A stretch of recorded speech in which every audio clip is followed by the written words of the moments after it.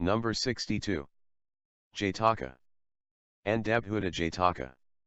Blindfold, a-luting. This story was told by the master while at Jetavana, about another passion-tost person. Said the master, "Is the report true that you are passion-tost, brother?" "Quite true," was the reply. "Brother, women cannot be warded, in days gone by the wise who kept watch over a woman from the moment she was born, failed nevertheless to keep her safe." And so saying, he told this story of the past. Once on a time when Brahmadatta was reigning in Benares, the Bodhisatta came to life as the child of the Queen-consort. When he grew up, he mastered every accomplishment, and when, at his father's death, he came to be king, he proved a righteous king. Now he used to play at dice with his chaplain, and, as he flung the golden dice upon the silver table, he would sing this catch for luck dash. "'Tis nature's law that rivers wind. Trees grow of wood by law of kind. And, given opportunity, all women work iniquity." As these lines always made the king win the game, the chaplain was in a fair way to lose every penny he had in the world. And, in order to save himself from utter ruin, he resolved to seek out a little maid that had never seen another man, and then to keep her under lock and key in his own house. "For," thought he, "I couldn't manage to look after a girl who has seen another man. So I must take a newborn baby girl, and keep her under my thumb as she grows up, with a close guard over her, so that none may come near her and that she may be true to one man. Then I shall win of the king, and grow rich."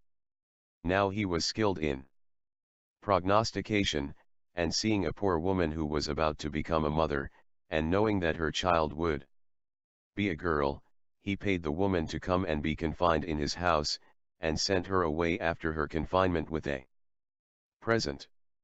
The infant was brought up entirely by women, and no men other than himself were ever allowed to set eyes on her. When the girl grew up, she was subject to him and he was her master.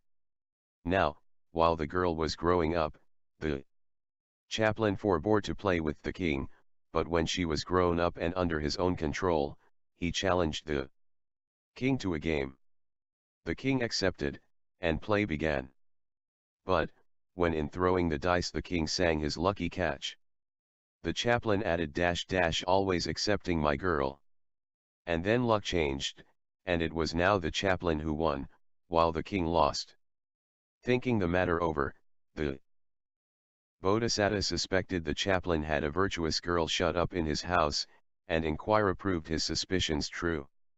Then, in order to work her fall, he sent for a clever scamp, and asked whether he thought he could seduce the girl. "Certainly, sire," said the fellow. So the king gave him money, and sent him away with orders to lose no time. With the king's money the fellow bought perfumes and incense and aromatics of all sorts, and opened a perfumery shop close to the chaplain's house. Now the chaplain's house was 7 stories high, and had 7 gateways, at each of which a guard was set. A guard of women only, and no man but the Brahmin himself was ever allowed to enter. The very baskets that contained the dust and sweepings were examined before they were passed in. Only the chaplain was allowed to see the girl, and she had only a single waiting woman. This woman had money given her to buy flowers and perfumes for her mistress, and on her way she used to pass near the shop which the scamp had opened. And he, knowing very well that she was the girl's attendant, watched one day for her coming, and, rushing out of his shop, fell at her feet, clasping her knees tightly with both hands and blubbering out, "Oh my mother! Where have you been all this long time?" And his confederates, who stood by his side, cried, "What a likeness! Hand and foot, face and figure, even in style of dress, they are identical." As one and all kept dwelling on the marvelous likeness, the poor woman lost her head. Crying out that it must be her boy, she too burst into tears. And with weeping and tears the two fell to embracing one another. Then said the man, "Where are you living, mother?" "Up at the chaplain's, my son. He has a young wife of peerless beauty, a very goddess for grace, and I'm her waiting woman. And whither away now, mother? To buy her perfumes and flowers. Why go elsewhere for them? Come to me for them in future, said the fellow. And he gave the woman betel, bdellium, and so forth, and all kinds of flowers, refusing all payment. Struck with the quantity of flowers and perfumes which the waiting woman brought home, the girl asked why the Brahmin was so pleased with her that day. Why do you say that, my dear? Asked the old woman. Because of the quantity of things you have brought home. No, it isn't that the Brahmin was free with his money, said the old woman, for I got them at my son's. And from that day forth she kept the money the Brahmin gave her, and got her flowers and other things free of charge at the man's shop. And he, a few days later, made out to be ill, and took to his bed. So when the old woman came to the shop and asked for her son, she was told he had been taken ill. Hastening to his side, she fondly stroked his shoulders, as she asked what ailed him. But he made no reply. Why don't you tell me, my son? Not even if I were dying, could I tell you, mother? But, if you don't tell me, whom are you to tell? Well then, mother, my malady lies solely in this that, hearing the praises of your young mistress's beauty, I have fallen in love with her. If I win her, I shall live, if not, this will be my deathbed. Leave that to me, my boy, said the old woman cheerily, and don't worry yourself on this account. Then with a heavy load of perfumes and flowers to take with her she went home, and said to the Brahmin's young wife, Alas! Here's my son in love with you, merely because I told him how beautiful you are. What is to be done? If you can smuggle him in here, replied the girl, you have my leave. Hereupon the old woman set to work sweeping together all the dust she could find in the house from top to bottom. This dust she put into a huge flower basket, and tried to pass out with it. When the usual search was made, she emptied dust over the woman on guard, who fled away under such ill treatment. In like manner she dealt with all the other watchers, smothering in dust each one in turn that said anything to her. And so it came to pass from that time forward that, no matter what the old woman took in or out of the house, there was nobody bold enough to search her. Now was the time. The old woman smuggled the scamp into the house in a flower basket, and brought him to her young mistress. He succeeded in wrecking the girl's virtue, and actually stayed a day or two in the upper rooms hiding when the chaplain was at home, and enjoying the society of his mistress when the chaplain was off the premises. A day or two passed and the girl said to her lover, Sweetheart, you must be going now. Very well, only I must cuff the Brahmin first. Certainly, said she, and hid the scamp. Then, when the Brahmin came in again, she exclaimed, Oh, my dear husband, I should so like to dance, if you would play the lute for me. Dance away, my dear, said the chaplain, and struck up forthwith. But I shall be too ashamed, if you're looking. Let me hide your handsome face first with a cloth, and then I will dance. All right, said he, if you're too modest to dance otherwise. So she took a thick cloth and tied it over the Brahmin's face so as to blindfold him. And, blindfolded as he was, the Brahmin began to play the lute. After dancing a while, she cried, My clear, I should so like to hit you once on the head. Hit away, said the unsuspecting dotard. Then the girl made a sign to her paramour, and he softly stole up behind the Brahmin and smote him on the head. Such was the force of the blow, that the Brahmin's eyes were like to start out of his head, and a bump rose up on the spot.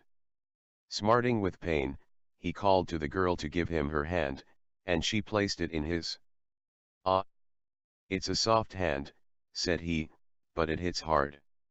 Now, as soon as the scamp had struck the Brahmin, he hid, and when he was hidden, the girl took the bandage off the chaplain's eyes and rubbed his bruised head with oil. The moment the Brahmin went out, the scamp was stowed away in his basket again by the old woman, and so carried out of the house. Making his way at once to the king, he told him the whole adventure. Accordingly, when the Brahmin was next in attendance, the king proposed a game with the dice. The Brahmin was willing, and the dicing table was brought out. As the king made his throw, he sang his old catch, and the Brahmin, ignorant of the girl's naughtiness, added his always accepting my girl, and nevertheless lost. Then the king, who did know what had passed, said to his chaplain, "Why accept her? Her virtue has given way." "Ah, you dreamed that by taking a girl in the hour of her birth and by placing a sevenfold guard round her, you could be certain of her. Why, you couldn't be certain of a woman, even if you had her inside you and always walked about with her. No woman is ever faithful to one man alone. As for that girl of yours, she told you she should like to dance, and having first blindfolded you as you played the lute to her, she let her paramour strike you on the head, and then smuggled him out of the house. Where then is your exception?" And so saying, the king repeated the stanza Blindfold, a-luting. By his wife beguiled. The Brahmin sits who tried to rear a paragon of virtue undefiled. Learn hence to hold the sex in fear. In such wise did the Bodhisatta expound the truth to the Brahmin. And the Brahmin went home and taxed the girl with the wickedness of which she was accused. "My dear husband, who can have said such a thing about me?" said she. "Indeed I am innocent, indeed it was my own hand, and nobody else's, that struck you, and, if you do not believe me, I will brave the ordeal of fire to prove that no man's hand has touched me but yours, and so I will make you believe me." "So be it," said the Brahmin.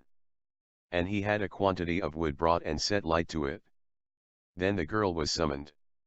"Now," said he, "if you believe your own story, brave these flames." Now before this, the girl had instructed her attendant as follows: "Tell your son, mother, to be there and to seize my hand just as I am about to go into the fire." And the old woman did as she was bidden, and the fellow came and took his stand among the crowd. Then, delude the Brahmin, the girl, standing there before all the people, exclaimed with fervour, "No man's hand but thine, Brahmin, has ever touched me, and, by the truth of my asseveration, I call on this fire to harm me not." So saying, she advanced to the burning pile. When up dashed her paramour, who seized her by the hand, crying shame on the Brahmin who could force so fair a maid to enter the flames. Shaking her hand free, the girl exclaimed to the Brahmin that what she had asserted was now undone, and that she could not now brave the ordeal of fire. "Why not?" said the Brahmin. "Because," she replied, "my asseveration was that no man's hand but thine had ever touched me, and now here is a man who has seized hold of my hand." But the Brahmin, knowing that he was tricked, drove her from him with blows. Such, we learn, is the wickedness of women. What crime will they not commit, and then, to deceive their husbands? What oaths will they not take, in the light of day, that they did it not? So false-hearted are they. Therefore has it been said a sex composed of wickedness and guile, unknowable, uncertain as the path of fishes in the water. Womankind hold truth for falsehood, falsehood for the truth, as greedily as cows seek pastures new. Women, unsated, yearn for mate unmate, as sand unstable, cruel as the snake. Women know all things, naught from them is hid. Even so impossible is it toward women, said the master. His lesson ended, he preached the truths, at the close whereof the passion-test brother won the fruit of the first path. Also the master showed the connection and identified the birth by saying, "In these days I was the king of Benares."